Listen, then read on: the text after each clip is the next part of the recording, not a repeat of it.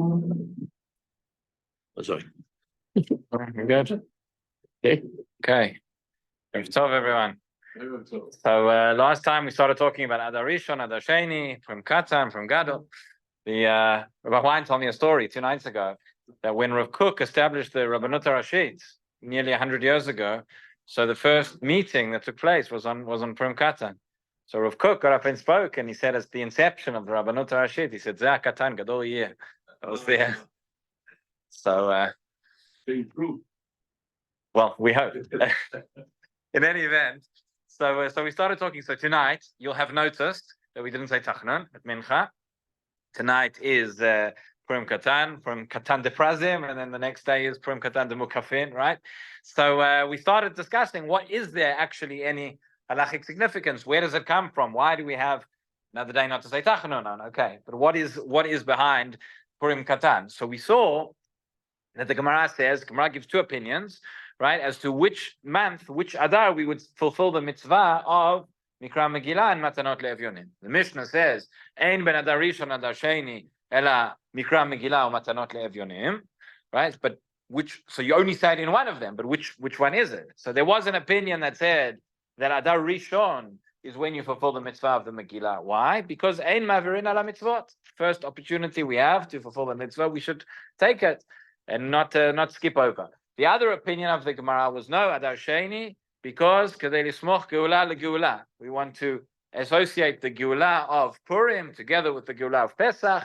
Therefore, the Adar, which comes just before Nisan, that is when we have, and that is how we paskin, that is the universal practice nowadays, right? Adar Sheni.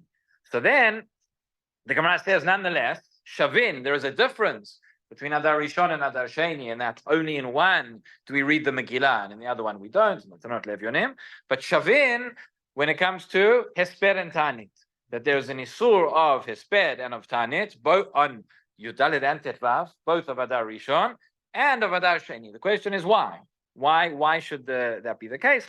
I won't mention again, the Rosh had a different way of learning this Gemara. He said it doesn't apply nowadays.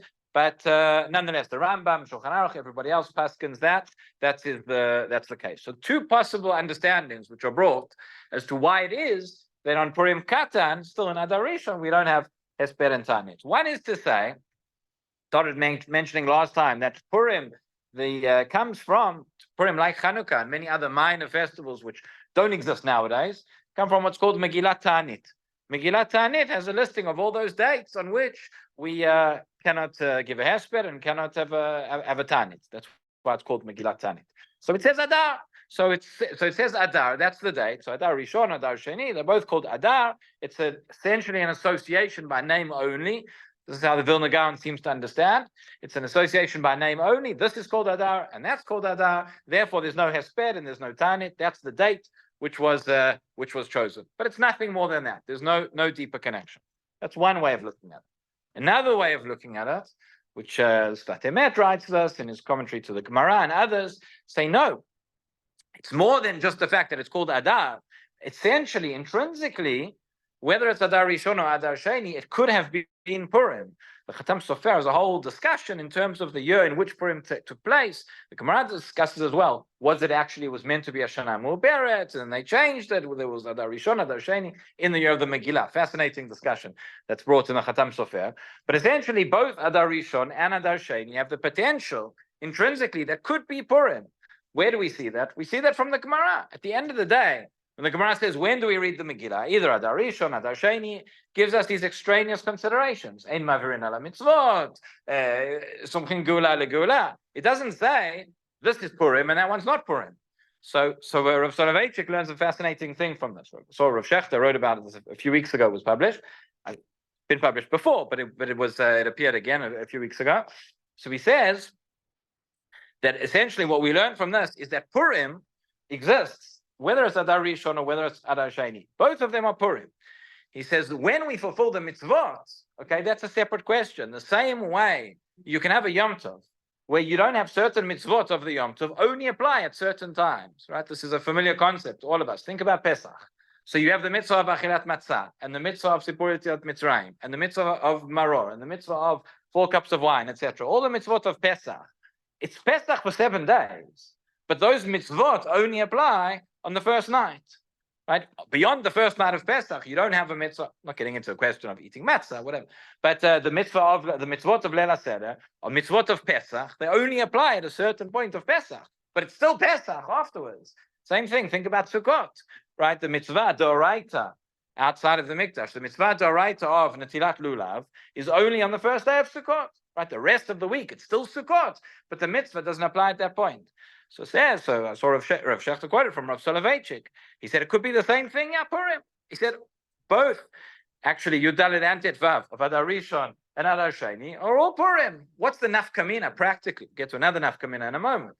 But the mitzvah only applies at a certain time of Purim. But essentially, all 4 days are Purim. He says otherwise, how do you explain the fact that both on Yudalit and Tetvav, whether you're in Yerushalayim or outside Yerushalayim, by the way, fascinating question that comes up this year, which hasn't come up in the past, right? When we talk about a walled city. So we know that when I was growing up in Chutz La'aretz, and I'm sure many of you, right, you learn that Yudalit is Purim, right? And Tetvav is Shushan Purim. And that's the day in which Purim is celebrated in the walled cities from the time of Yoshua ben Nun. Okay, the only place where that's, they always used to tell us, they keep that in Jerusalem, nowhere else in the world. It's very difficult to find another place that there is no safek. There was a walled city where Jews were still living. There was a walled city from that time. Nowadays, I saw the question's been raised, and it may be relevant for some of the Chayalim in Gaza, for example, which is a very ancient city. Was that a walled city at the time? If they probably won't be inside Gaza City on Purim. They'll probably be outside, and but there could be a question when which day is Purim on that day, Yudalit or Tetvav. There are many other places in Eretz Yisrael where, again, based on archaeological evidence, and it's not clear if the city we have today is the same as the ancient one. So there are places where people keep Yudalit and Tetvav out of Safek. But out of a certainty, the place where Purim is only on Tetvav versus Yudalit, so Yerushalayim is the most common place where that happens. But in any event, so whether you're in Yerushalayim or you're somewhere else, and so if you are celebrating Purim on Yudalit, or you're celebrating Purim on Tetvav, whatever it is, the other day, you don't say Tachanon, you don't have Hesped, you don't have Tanit, because it's still Purim. Both of those days are Purim. Where you fulfill the mitzvot, that's a separate question. Okay. So those are 2 ways of looking at it, meaning this Purim Katan, either it's that it's just association by name only, as I said in the first way, or intrinsically it's a day that has the potential. It could be, essentially it is Purim, we just don't fulfill the mitzvah. So the other nafkamina that comes out of this, the question which the Rishonim discussed and the Poskim discussed, so fine, no Hesped, no Tanit. What about Mishteh v'Simcha? What about Mishteh v'Simcha? Is there a mitzvah to have a Suda or laharbot b'Suda on Purim Katan? Do you all have to go home now tonight and have a big meal because it's Purim Katan? Right? So Tosfot raises that question, and he says from the Gemara you could prove either way. From the Gemara it doesn't say, and you could prove either way. Why? Because the Mishnah said there is no difference. Ein ben Adar Rishon l'Adar Sheni ela Mikra Megillah matanot le'evyonim. Says the only difference between those two is Mikra Megillah matanot le'evyonim. Doesn't say Suda v'Mishteh. Doesn't say Mishteh v'Simcha. So maybe we could infer, therefore, from the language of the Mishnah, that Adar Rishon and Adar Sheni, there is no difference in Mishteh v'Simcha, and you need to have in both. Okay? That's one way, says Tosfot. But you could learn it the other way, because later on the Gemara says that Adar Rishon and Adar Sheni are the same. Everybody agrees they're Shavin when it comes to Hesped and Ta'anit. So when it comes to Hesped and Ta'anit, that's the thing that they're the same for, but they're not the same for anything else. So therefore, they would not be the same for when it comes to having a Mishteh v'Simcha. So both ways. Tosfot himself says at the end of the day, there is no obligation of Mishteh and Simcha in Adar Rishon. There are other Rishonim who say, yes, actually there is. And I'll read to you what the Shulchan Aruch paskins. This is the final siman in Orach Chaim, the last siman in the Mishnah Berurah, siman Taf Reish Tzadik Zayin. It's called Ein Omrim Tchina B'Yudalev V'Tetvav Shebadal Rishon V'Din Ta'anit V'Hesped B'Hem. Okay, so the name of the siman is that we don't say Tachanon on Purim Katan. And the Shulchan Aruch says Yom Yudalev V'Tetvav Shebadal Rishon.